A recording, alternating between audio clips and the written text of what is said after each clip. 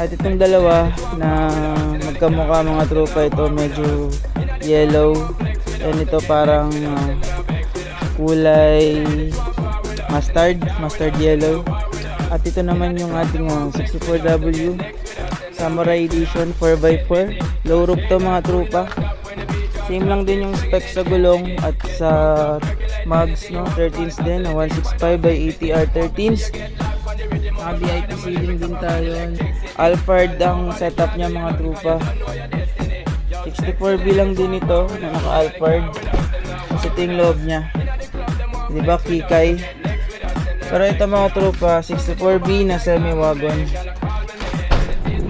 Diba, Kikay specs.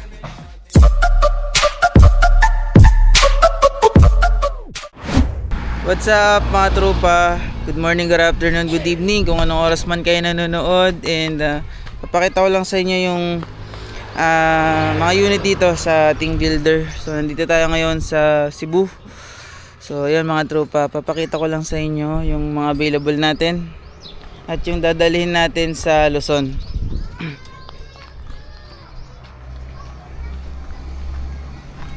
Ito ay DA64B manual 16T.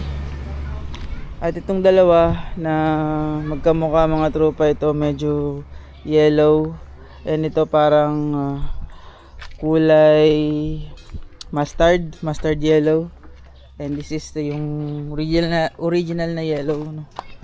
So ito is automatic mga tropa. So may option tayo nito na 4x4, no? Ito is 4x2 lang. Pero naka-setup mga tropa, naka-lift up. And VIP ceiling. Yan yung ating madalas na nakikita sa mga unit natin. So brand new po ang ceiling, upholstery, mattings. Naka-full mattings po ito hanggang dulo.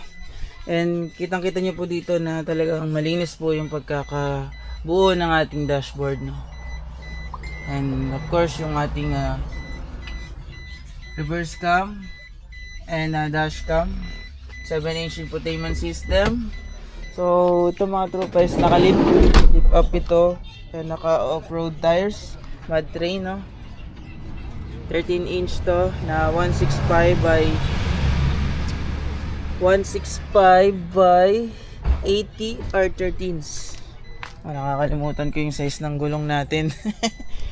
Minsan kasi iba yung size ng gulong natin eh. So identical lang naman to mga tropa, tong dalawa na to. So ang difference lang nito, ito medyo iba yung pagkadilaw niya. Ito yung dilaw talaga, no? Ito mustard yellow eh. And of course yung 16T natin na may canopy. At ito naman yung ating 64W Samurai Edition 4x4. Low roof to mga tropa. Same lang din yung specs sa gulong at sa mugs, no? 13s din, 165 by ATR 13s. Naka VIP ceiling din tayo, no? Chocolate brown and black. Two-tone ng combination ng kulay ng kanyang upholstery. Syempre all power to mga tropa. So yan, makikita natin dito yung 4x4 na switch. And makita nyo dito mga tropa na talagang ito yung pinagmamalaki natin, yung kung gaano kalinis yung dashboard ng ating mga unit, no? Ito ay 64W Samurai Edition low roof 4x4.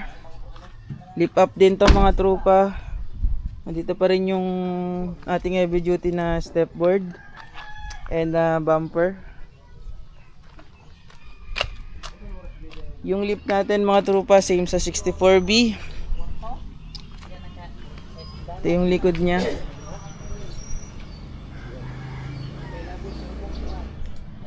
So sa mga naghahanap ng ganitong setup mga tropa, alam nyo na yung gagawin. So papakita lang din ako sa inyo, no? Hindi lang minivan yung ginagawa dito sa shop natin, pati multi-cab, drop side, dual cab.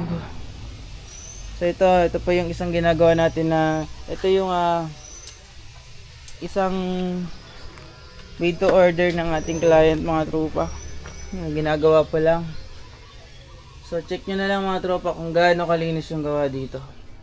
Tingnan nyo naman mga tropa. Oh. Diba? Sariwa. 64B din to mga tropa na 4x2.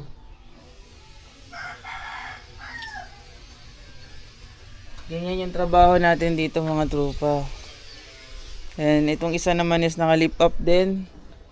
Same din ng taas or ng option ng gulong. 165/80 R13s din. Ito siya. Iba naman yung upholstery niya mga tropa. So pag kukuha pala kayo sa atin at nagpa-made to order kayo, direct na sa pangalan nyo and of course kasama na yung plate.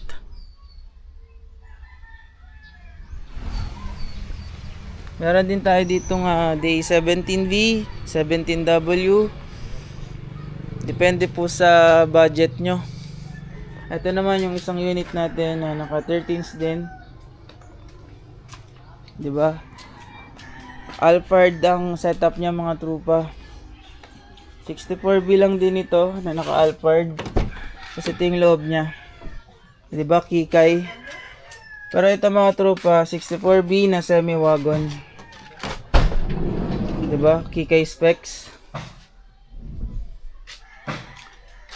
Yung mga sidings niya two-tone din ano. Chocolate brown din yung sidings niya. And makita natin dito yung cream and pink two-tone combination yung kanyang upholstery. At dito din naman is chocolate brown and pink. Isang kagandaan dito mga tropa, manual. Manual siya. Manual na semi-wagon. 64B. Ayan, makita naman natin dito na all power siya mga tropa. So sa mga naghahanap din dito ng Kikay specs, so ito yon. May option din tayo dito kapag semi-wagon na naka-turbo.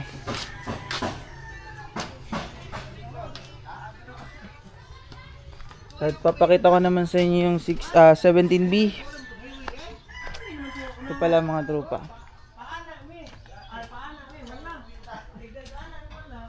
Ayan, ito naman yung isa. 17B din. Straight matic.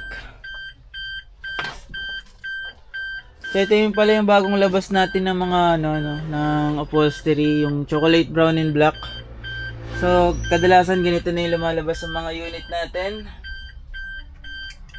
Ano yung underneath storage ng 64B. Straight matic to mga tropa no. Power din yung yung unahang bintana niya. Kasi kadalasan sa lumalabas sa 17B yung manual lang yung bintana. Pero yan is naka siya, power. So ito yung 610T din mga tropa. Meron din pala tayong automatic nito sa mga naghahanap no. Pero usually ang mabenta sa atin yan yung manual na 16T. Meron ding option ng 4x4 or 4x2. So pasilip ko lang din sa inyo yung bird type or yung ginagawa pa lang na 64B. Ganito siya. Himay-himay talaga to mga tropa. Kasi dito yung mahalaga sa atin dito yung quality or yung kalidad ng mga unit natin. Ito ay 620 na may canopy. Meron din tayong 63T. And kung naghahanap po kayo ng mga pyesa or mga surplus parts, meron tayo dito. Mag-PM lang din kayo sa akin. Pwede ko kayong i-assist kung ano yung mga kailangan yung parts sa minivan, sa multicabs, at sa iba't ibang klaseng model ng minivan. Meron po tayo dito pati transmission, yung mga ignition coils. Meron po yan dito. PM lang kayo mga tropa kung meron kayong minivan at naghahanap kayo ng pyesa. Pwede din kayo magtanong dito sa amin. So dito tayo ngayon sa builder natin mga tropa, and yung dalawang unit, yung Samurai at itong 64B. Yung Samurai na 4x4 at itong 64B na 4x2 na naka off-road concept is dadali natin to sa Luzon. So kita-kits tayo doon mga trupa. At maraming salamat sa pagsuporta ng ating mga ina-upload, no? At sa mga nakakuha ng unit sa atin, maraming salamat sa pagtitiwala nyo. And kung naghahanap kayo ng minivan na talagang quality naman, kahit sabihin nating talagang Japan surplus yan, pero talagang ginagawa natin ng maayos pagdating dito. So hindi natin pinapabayaan yung mga client natin, lalo na kung may mga concern sila sa unit nila. And sa parts naman, marami tayong available. Pakita ko na lang din to. So may stock room tayo doon na nandun po yung mga piyesa natin na in case man na kailanganin nyo, meron po tayo. And alam naman natin na yung mga unit, no, lalo na yung 64B is kahit yung mga piyesa nabibili na sa Shopee. So ayun mga tropa, maraming salamat sa pagsuporta. Mag-iingat ang lahat and God bless us all. Let's go! And ayun mga tropa, heading na tayo sa port. So ang port na pupuntahan natin ngayon is sa may Pulang Bato Port or Bogo Port, dito pa rin sa Cebu. So itong dala natin, so kung nakita nyo kanina, itong dala natin is DA64B, and itong isang dala natin naman na nasa unahan natin is the DA64W Samurai Edition 4x4 na low roof. So kagandahan dito sa Samurai natin mga tropa is hindi siya all-wheel drive. May switch, no? So kung sa city drive ka lang naman, no, hindi mo kailangan mag 4x4. So yan lang mga tropa. And ito nga palang dinadaanan natin, ito yung usually na talagang ruta natin, ano, kung pupunta man tayo ng Maya Port or sa Bogo Port. Bali ang gagawin natin ito from Bogo Port, babayan tayo ng papuntang Kawayan Port, and then after ng Kawayan, mga 1 hour travel, Masbate Port na tayo. So doon tayo sasakay sa Masbate Port ng papuntang Piodoran. Sa Bicol na to mga tropa. So papakita ko rin sa inyo mamaya yung view, or sa next slide natin mga tropa, papakita ko sa inyo yung view sa Masbate. Ang ganda doon mga tropa. Hindi ko alam, para kasing konti lang yung tao doon sa sa Masbate. Hindi ko lang sure mga tropa, pero napakaganda pala doon sa Masbate. Siya mga tropa, napakalawak pa ng mga lupa, or napakalawak ng doon mga tropa nung kabundukan. Pwede mong parang isang malaking farm yung dadaanan natin. Papakita ko sa inyo mga tropa. So yun lang mga tropa, meron pa tayong 1 hour and 30 minutes na travel time papuntang port. Update ko na lang din kayo mamaya. Let's go! Alright mga tropa, nasa weighing na tayo, no? So sa timbangan na tayo mga tropa. So after nung 64W natin, itong 64B naman yung ating titimbangin.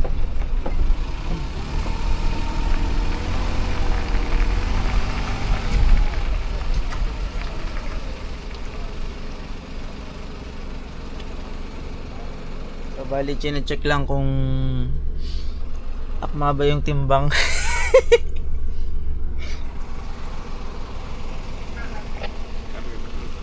Alright boss, thank you. Alright, tapos na tayo mga tropa. And ayan, doon na tayo sa spot natin, no? Bali actually 12 AM pa naman yung yung barge. Kaya ang gagawin muna natin is kakain lang muna tayo dito. After pala nito mga tropa, nakuha na tayo ng ticket, no? And CPA naman. And after ng CPA, naman tayo sa Coast Guard. So ito, Pulang Bato Port tayo mga tropa. Ganda dito, oh.